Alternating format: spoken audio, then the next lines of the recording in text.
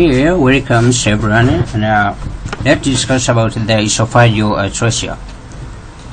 Esophageal atresia is one of the congenital anomalies affecting the esophagus. And by definition, esophageal atresia is a congenital abnormality in which the middle portion of the esophagus is absent or is obliterated. And always the esophageal atresia is associated with the fistula to the trachea. When you say fistula, it means there is no communication between the esophagus and the trachea. And these are the different types that show how the esophageal atresia and tracheoesophageal fistula occur.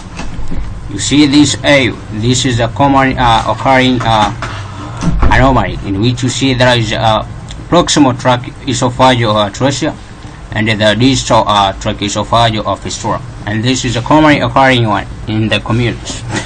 And we have a B type.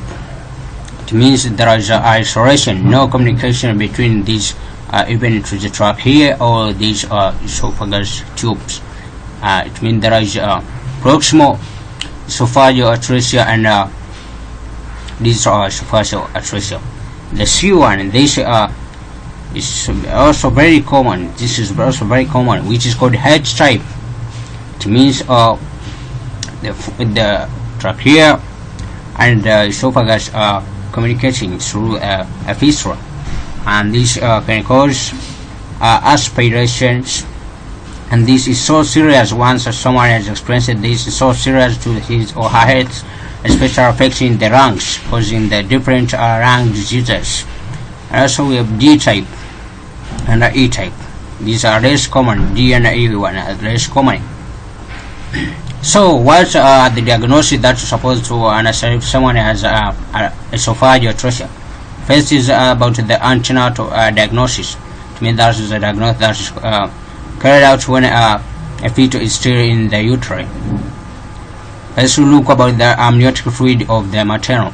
Once you use an ultrasound and you see there is a lot of amniotic fluid within the maternal womb, you can diagnose this as esophageal atresia. And this is because a fetus will fail to drink the amniotic fluid within the maternal womb. And also, once you see a fetus with a smaller stomach and a distended upper esophageal pouch, the small stomach is due to the failure to drink the amniotic fluid within the womb when a fetus is in the womb, which means due to esophageal atresia fails to drink the amniotic fluid, and this can cause the small stomach. So you can diagnose it and you can be probably that's maybe esophageal atresia. Another is about when it's a prematurity.